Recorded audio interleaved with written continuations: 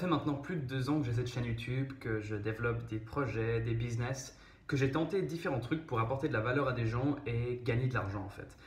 Du coup, dans cette vidéo, j'aimerais t'expliquer vraiment étape par étape, en prenant des exemples de mes projets à moi, comment passer d'une idée à la première vente.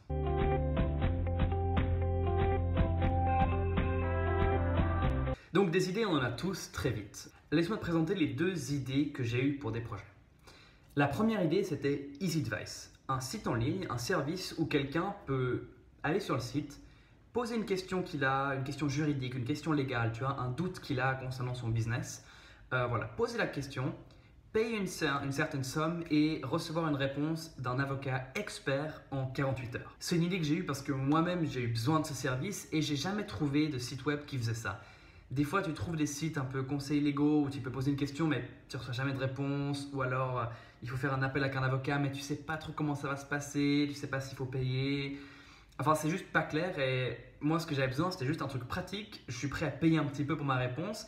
Pas beaucoup, mais un petit peu. Voilà, j'aimerais juste que ça existe et j'ai pas trouvé ça. Du coup, je me suis dit, ça, c'est une idée. Et la deuxième idée, c'était coacher. C'était en fait un système de coaching, donc un coach par Messenger.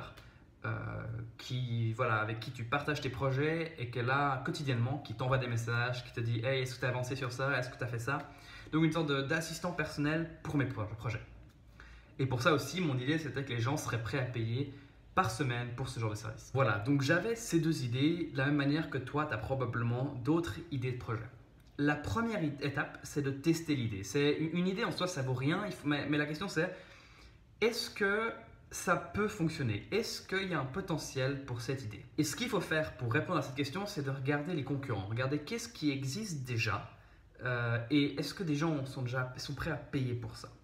Donc dans le cas d'EasyAdvice, comme je t'ai déjà dit, j'ai vu qu'il y avait d'autres sites qui faisaient un peu ça. Il y a clairement des forums légaux où des gens posent des questions et reçoivent des réponses de la part d'autres gens, mais souvent tu n'es pas sûr de la valeur de la réponse, parce que n'importe qui peut te répondre sur un forum, c'est pas un avocat ou quelque chose comme ça. Et il y a aussi des services qui connectent des avocats avec des gens. Donc je savais que ça existait, en tout cas, je savais que je voyais qu'il y avait des trucs dans le genre qui existaient. Je savais que moi, personnellement, j'aurais besoin de ce service. Et déjà juste ça, c'est suffisant pour se dire, ok, ce business, il a une chance, il y a moyen. Pour coacher, je savais que voilà, le coaching, ça existe, que des gens sont prêts à payer énormément pour du coaching et que du coup, du coaching entre guillemets de low quality qui est par Messenger, qui ne demande pas beaucoup d'efforts de ma part mais qui apporte de la valeur, si ce n'est pas facturé beaucoup, il y avait une chance. Donc ça, c'était juste la première étape. Tester l'idée en faisant un peu de la recherche. La deuxième étape, c'est tester l'idée mais pour de vrai. Ça veut dire vérifier est-ce que quelqu'un est prêt à payer. Et pour ça, il faut créer un prototype. Un prototype, ce n'est pas la version finale, magnifique, toute belle de ton projet. Ce n'est pas le truc que tu as mis 5 mois à construire. C'est un truc moche, simple, mais qui fonctionne, qui est juste assez. Dans mon cas, par exemple pour EasyAdvice, j'ai simplement créé un site web vite fait, j'ai mis un petit formulaire et puis ensuite, quand tu cliquais sur envoyer la question, ça te redirigeait vers un formulaire de paiement. Et voilà. Ça m'a mis 2-3 heures grand max. C'est hyper vite fait. Le site n'était pas beau, il n'y avait rien qui fonctionnait vraiment, on ne recevait pas d'email automatiquement, c'était pas joliment designé. C'était juste simple, pragmatique. Et j'avais pas encore d'avocat avec qui travailler. Ce que j'avais fait, c'est que j'avais embauché un étudiant et que je lui avais dit voilà, si jamais je reçois des réponses, je te les envoie et je te paye pour que tu répondes à la question. Donc clairement, si du jour au lendemain je recevais 500 questions, ça allait jamais jouer. Mais c'était juste pour tester l'idée. Avec Coacher, là c'est pas très compliqué, j'ai juste créé une page Facebook et puis j'ai fait une vidéo ici sur cette chaîne pour parler de ce service. Voilà, donc maintenant j'avais des prototypes pour les 2 trucs.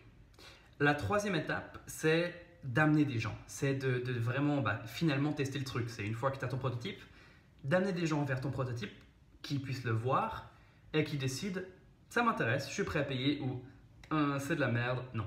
Pour EasyAdvice, ce que j'ai fait, il se trouvait que j'ai lancé ce service au moment où la RGPD s'est mis en place. Du coup, il y avait beaucoup de gens qui étaient en doute, qui étaient là, qu'est-ce qu'il faut faire, comment ça fonctionne. Et du coup, j'ai juste gratuitement écrit un long article qui expliquait exactement qu'est-ce qu'il fallait faire, comment est-ce que les business devaient se préparer. Et puis à la fin de cet article, j'ai mis un petit lien. Si vous avez d'autres questions, vous pouvez aller sur EasyAdvice et poser une question à un expert légal. Et j'ai partagé cet article sur plein de groupes Facebook, sur des forums et tout ça. Pour coacher, j'ai simplement fait la vidéo ici pour promouvoir le service et j'ai eu une personne intéressée. Et pour EasyAdvice, j'ai eu 3 questions.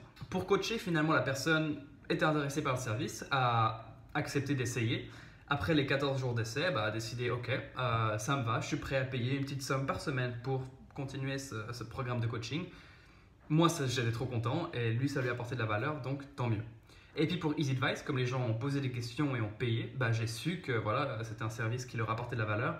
Finalement, l'étudiant a fait un super job. Du coup, ils étaient satisfaits avec leurs réponses. Et juste comme ça m'a permis de prouver que EasyAdvice et Coacher étaient des business qui fonctionnaient et qui m'ont les deux permis de générer des revenus. Donc voilà, si tu es juste en train d'avoir une idée, à réfléchir à comment lancer, il te suffit vraiment de suivre ces étapes super simples en fait. C'est juste tester l'idée, créer un prototype, amener du trafic et regarder si les gens sont prêts à payer. Et je sais, ça peut sembler très difficile quand on n'est pas encore à ce niveau-là, mais une fois qu'on a les premières ventes, c'est là que le vrai challenge commence. Et je ferai une autre vidéo là-dessus très bientôt. Je te souhaite une super journée et si jamais tu es intéressé par d'autres conseils comme ça, j'utilise Messenger pour envoyer des petites histoires écrites et pour te partager un peu ce que je fais. Donc n'hésite pas à me suivre sur Messenger si tu veux en apprendre plus. Ciao!